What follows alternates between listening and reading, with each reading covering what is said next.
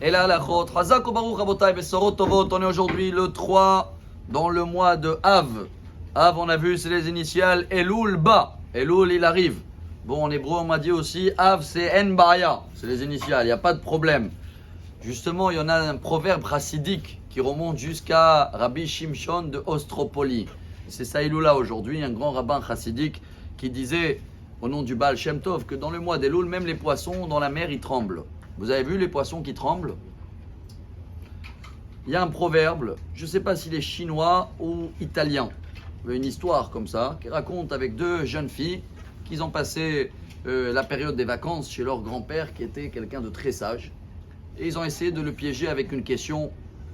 Ils ont attrapé un petit papillon dans la main. Et la sœur, elle dit à sa sœur, on va voir papy, on va le demander est-ce que le papillon il est vivant ou il est mort. S'il va nous dire il est vivant, je vais l'écraser, la main. S'il va nous dire il est mort, hop, je vais le libérer. Ils sont partis voir papy, papy les a regardés. Il a dit alors, le papillon il est vivant ou il est mort? Il a dit mes filles, c'est dans tes mains, ça dépend. On n'a pas besoin des proverbes chinois ou italiens pour comprendre que dans la paracha de cette semaine, dans le testament de Moshe Rabbeinu, qu'est-ce qu'il nous apprend? Il y a une phrase, Vateragenu be'olechem besinat Hashem otanu. Le peuple d'Israël, ils disent comme quoi Dieu, il nous haït. Qu'est-ce qu'il dit Rashi sur place? Pas du tout. C'est nous, le peuple d'Israël, qui haït un petit peu Dieu. Des fois, on l'en veut. Des fois, on ne le comprend pas, mais ça peut déclencher chez nous une plainte. Et voilà, j'arrive à l'histoire de papillon.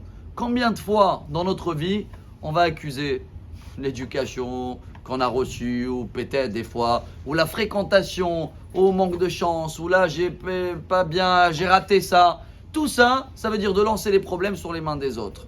Quand on reprend les choses dans notre main à nous, et le message d'aujourd'hui, c'est au nom de Rav Wolbe, Rabbi Shlomo Wolbe, dans son livre Aleshor, qui nous apprend que les lunettes, s'il y a des taches et il y a de la poussière, malheureusement, tout ce qu'on va voir avec des taches. Quand quelqu'un, il est très très dur, quand on va le raconter une histoire, ça va pas le toucher peut-être. Et quelqu'un d'un autre côté l'inverse, quand il est miséricorde, c'est quelqu'un de très gentil. Quand il va écouter une histoire, il va réagir pire que l'autre. Pourquoi? Tellement c'est fin, ses lunettes, c'est sa vision de la vie, elle est pure, que pour lui ça va le gêner encore plus. Alors le petit message d'aujourd'hui, chers amis, pour l'honneur de Rabbi Shimshon d'Ostropoli, c'est que les poissons, tu sais pourquoi que dans les mois d'Elul, tu peux les voir trembler? Parce que dans les mois d'Elul, nous aussi on commence un petit peu à se réveiller. Nous aussi on commence avec les snichot et les shofars, comprendre que alors on a passé une année, on a fait ce qu'on voulait, et maintenant, et dès que nous aussi on tremble, alors comme les lunettes à nous ils commencent à trembler, je vois les poissons aussi qui tremblent.